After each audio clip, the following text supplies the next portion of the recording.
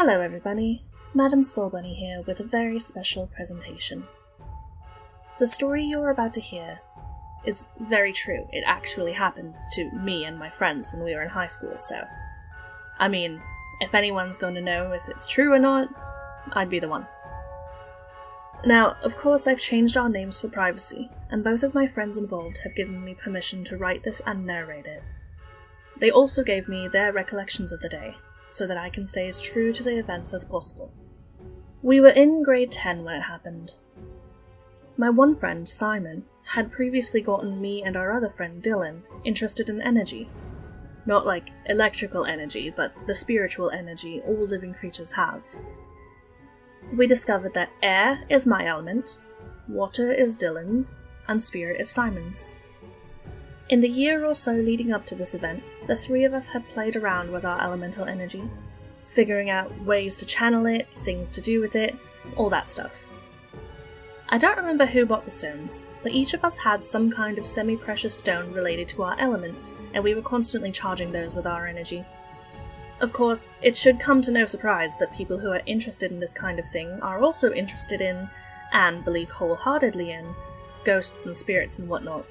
It didn't take long for us to decide, foolishly, to start messing around in that field. Simon told us that one particular room of his house was haunted. It was the studio, a relatively soundproofed room set up with a nice giant couch, a huge TV, and all sorts of movie paraphernalia. The door to this was always left open when not in use, and Simon had seen many shadow people and ghosts inside that room at any given time. This led us where it would lead any teenagers obsessed with the paranormal, and we decided to sit down in the studio and try to coax the ghosts or shadow people out to speak on recordings.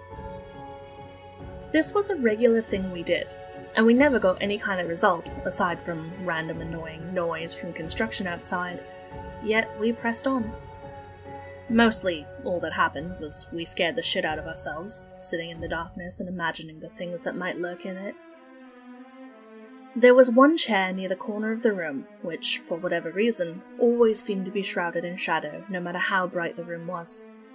Naturally, we decided there was some kind of demon sitting there, which we affectionately named the Prince of Darkness. This was confirmed for us by a different friend, who sat in the chair and channeled the demon for us, but that's a different story. This particular session started out like any other. Dylan and I went over to Simon's house after school, went into his studio, and we chatted for a bit about things that had happened at school, before the conversation turned to the paranormal. I had recently been talking to my parents about everything, trying to see what they thought of this stuff, and my dad had told me a story about a friend of his when they were teenagers, insulting something otherworldly and being attacked by it. The attack had temporarily paralyzed Dad's friend. I recounted this story to my friends, partly because it was interesting that my dad had experience with this stuff, and partly because I knew we were all a little scared of the attention we might bring when something finally did happen. We were right to be scared. Immediately after we turned the lights out and started recording, it was very evident something was wrong. After a while, I started screaming for help, and Dylan was being oddly silent. Simon, the only one unaffected, flicked on the lights and immediately focused on me.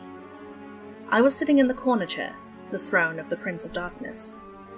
For some reason, I always liked sitting in that chair, maybe because part of me wanted to be possessed for attention. Well, it certainly seems I got my wish on this day, because I don't remember any of this happening. Simon tried to ask what was wrong, and through loud heaving sobs, I managed to tell him that I couldn't move my legs. I was so scared I'd ended up just like my dad's friend. Simon kept trying to calm me down, telling me to focus my energy on clearing whatever happened to my legs. His assumption was that if it was a ghost or demon that did this, the entity must have put some kind of energy blockage in the area. Being that air is my element, it made sense I'd be able to blow the blockage away. It took about 15 minutes before I was able to move again. At some point during Simon trying to help me, Dylan had gotten up and was pacing around the room, gesturing and mouthing words, but no sound was coming out. We tried talking to him, but all he did was just smile this smug little smile at us. It was immediately obvious something was wrong with him, and it didn't take long to realize we weren't dealing with Dylan. Something had gotten a hold of his body. Simon and I panicked and immediately scrambled to Dylan's side. We both tried talking to him, trying to coax his real self forward, but we soon realized that words alone weren't going to cut it. He needed an exorcism. Now, none of us are religious, but we were horror fans and had seen movies about possession. However, neither Simon nor I were comfortable with even attempting a true exorcism, nor did we have any of the necessary tools. So, we used what tools we did have: our energy and our elements. Simon grabbed Dylan and held him tight, pouring energy into him and talking non-stop, trying to tell him to regain control, that we knew this wasn't him, and other things of the sort. While he did that, I stood back and moved my arms in a kind of vertical breaststroke, flailing around and trying to throw my energy at Dylan to push out whatever was controlling him. Neither of us had any idea what we were doing. All we knew was that we'd fucked up big time, summoned something we couldn't control, and now our friend was paying the price for it. We were following our instincts and just doing what felt right. It took about 40 minutes of us trying to get Dylan back, until we realized he was desperately scratching at his thigh. We assumed it was just stress from whatever was possessing him, but then Simon realized Dylan was trying to get at his pocket. Naturally, we leapt into action and managed to get what he was scratching at: his gemstone. The one he'd been putting his own energy into for ages up till this point. The change was instantaneous. As soon as Dylan had the stone in his hand, his voice came through and he was able to cast out whatever it was from his body. We all sat there in stunned silence for a while, processing what the hell just happened, when Dylan informed us that the entire time this thing had been in control, he himself had been present and watching. We disbanded for the day shortly after this, both Dylan and I needing to get to our respective homes, and while we never lost our desire to make contact with spirits, we were a lot more cautious from then on out. For some reason, we never asked Dylan for full detail on what he experienced. All we knew for years was that he was aware while it was happening. The following is what he told us when I asked for his story a few days ago. While we were questioning the room, I started to feel off. I didn't feel quite right, but I couldn't pinpoint anything that was wrong. Once Simon decided we were done and turned the lights back on, I was just staring forward and not really sure why. You guys were talking, but I couldn't focus on the conversation. Something was wrong. I tried to look over, but I couldn't seem to get myself to do it. It felt like I had no willpower, like I was extremely tired, but without the lack of energy. It was then becoming clear that something was wrong with Kelsey. I knew I'd better stop just sitting there and try to help. I went to get up. Nothing happened. Kelsey couldn't move her legs. I tried to say that I was having the same problem, but I had no way to open my mouth. I started to panic internally while my body remained perfectly calm. My head turned and took in the room. I couldn't figure out why I was looking around and ignoring you guys. Then I started to realize that I didn't have a choice anymore. It stood up. It seemed really interested in looking around at everything in the room. In hindsight, I wonder if it normally wasn't able to see like we can. It would occasionally look at what you guys were doing while it carefully walked around the room.